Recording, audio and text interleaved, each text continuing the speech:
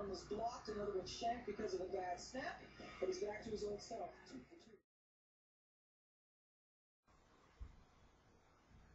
Welcome to Bustin' Heads Boxing. This is Darrell.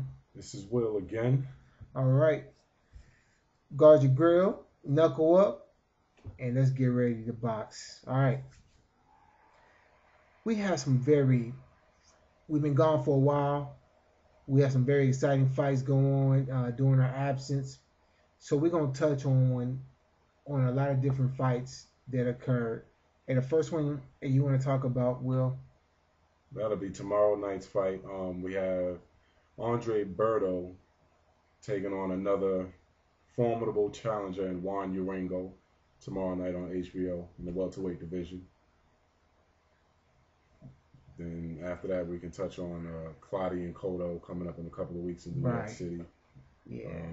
We also have the Vladimir Klitschko and David Haye fight coming up the week after Claudia and Cotto. Right. We also have obviously Pretty Boy Floyd and Juan Manuel Marquez. And finally, we'll touch on the Roy Jones-Jeff Lacey fight a little bit. Two guys that probably need to hang it up, but hey, it's boxing, so we need to say something about it. All right. So, and first of all, guys, we've been getting tons of email when it happened that I was a doubter of Pacquiao. Right?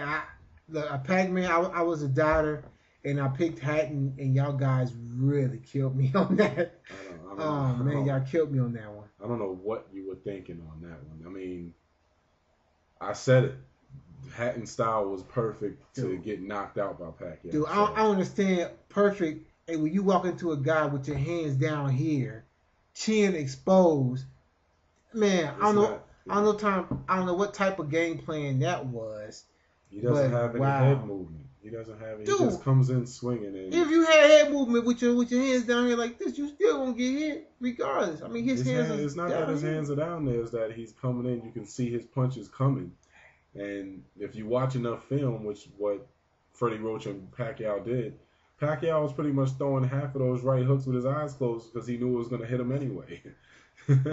He knew the right hook was going to hit him no matter what. Wow. I mean, that right hand was there all night.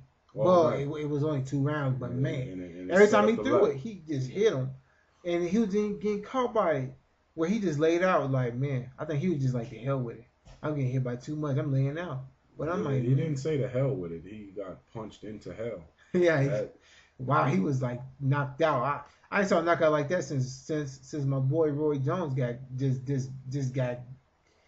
Wow, he almost got damn near dead. Yeah. They almost put dirt in the ring. Yeah, he got put out just like Roy did. Wow. I mean, so all right, man, let's talk about that Berto fight that is happening tomorrow night, man. Hey, let's tell him give a little bit of history on Berto. Well, Andre Berto, I actually like Andre Berto. I like his style. Against Collazo, he showed me a lot in his last fight. In the second half of that fight, he was losing the fight going into the last couple of rounds, and as they say, those are the championship rounds. He showed the heart of a champion and pulled those rounds out. He has a lot of toughness. He's been hurt. He's been down, and he's always come back to eventually win the fight. So I like Andre Berto. I just think that he's fighting in the welterweight division at the wrong time. Granted, he's a champion, but he's not recognized really as an elite welterweight, even though he is a champion. There's still a lot of other welterweights out there who are considered top notch before you would even mention him, and he's not. I don't think he's ready to fight them yet. Yeah, because he only got 24 fights. Yeah. So he's a basically newcomer right now. This is him taking his steps up right now, and I'm not really a believer in him right now. I really think his downfall is going to be his chin. I really think his chin is questionable. And like you said, like he did show a lot of heart like that last fight because he was down on the scorecards and so forth. But I really think that during this fight, his chin is going to be tested, and I think this is where we get to see, is he really able to become an elite fighter, or is this just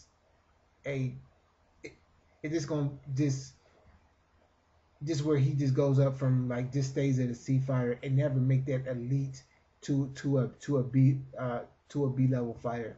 I don't know. I don't think this is the fight that's going to define whether or not he's an A fighter. I mean, he's fighting a guy moving up from 140. Really, I think he's just a C fighter right now.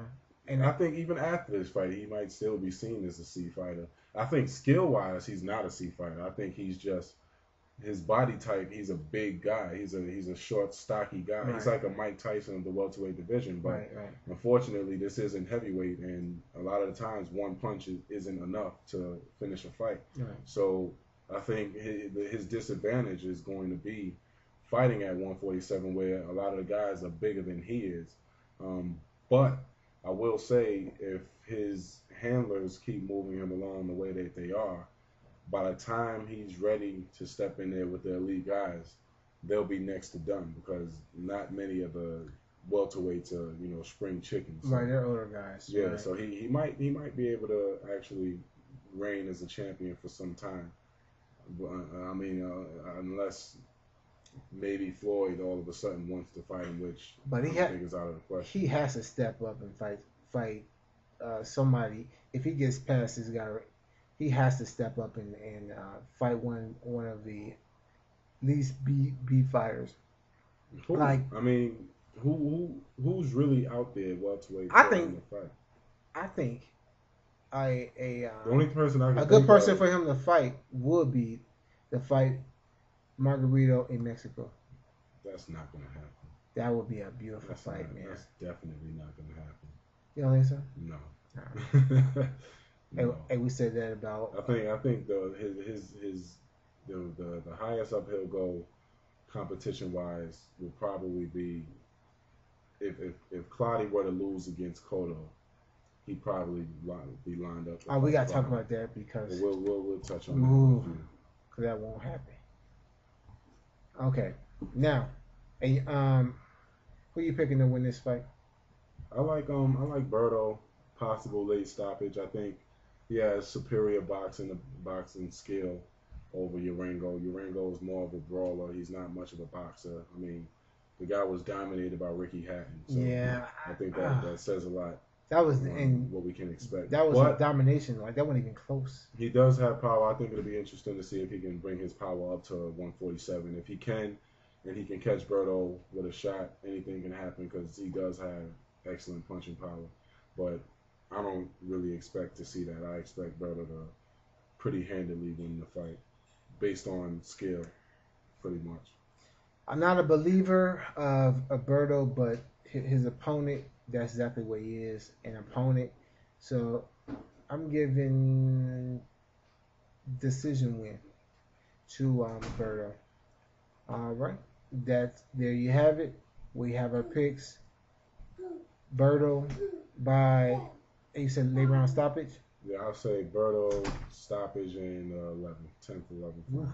And I say straight decision.